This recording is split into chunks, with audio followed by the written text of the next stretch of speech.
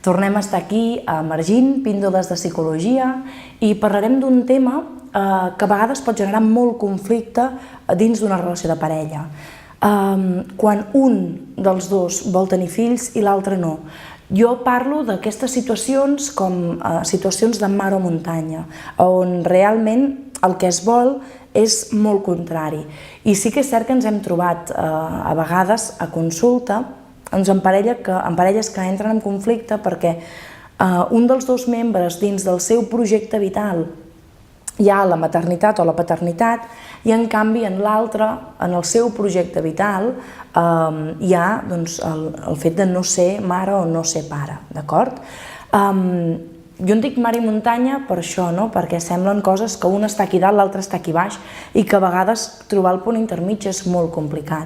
Quan realment dins del projecte vital d'una persona el fet de ser mare o ser pare és una cosa molt, molt, molt important, renunciar-hi a aquest projecte, a aquest objectiu a la vida, doncs pot tenir danys col·laterals importants. El mateix passa amb l'altre, amb el cas contrari, quan algú dins del seu projecte vital realment és molt important el no ser pare o el no ser mare, canviar i ser-ho quan realment no es vol també pot portar conseqüències força importants, d'acord? Llavors, què recomanem? Doncs si, clar, és un tema molt complicat. Si realment no hi ha acord vàlid, clar, com s'arriba al punt intermig del no voler el sí voler, perquè o tens o no tens fills, d'acord? Arribar a un punt de consens és molt complicat, perquè si realment en l'essència de la persona un vol ser pare o mare i l'altre no, renunciar a aquesta part tan important de la pròpia vida, del propi projecte, doncs pot fer que sigui un retret recurrent dins de la relació, que realment es tingui molt malestar i aporti d'altres problemes dins de la relació de parella. Per tant, un dels factors que molts cops ens plantegem és si realment una parella on un té molt clar que vol tenir fills i l'altre té molt clar que no vol tenir fills, doncs si la millor solució és la ruptura, perquè la compatibilitat amb això és molt difícil. Si realment un ha de renunciar al que realment vol per l'altre i això realment pot danyar completament el seu projecte vital, com es combina això? Com es tira endavant? Llavors, evidentment, la ruptura és una de les coses que estan molt presents en això.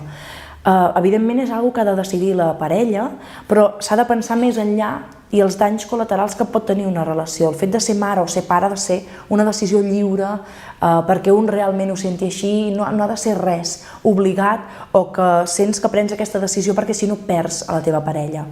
Ha de ser una decisió que parteixi de la pròpia llibertat i no de la por de perdre la relació o de la por de que realment tot el que has construït es perdi.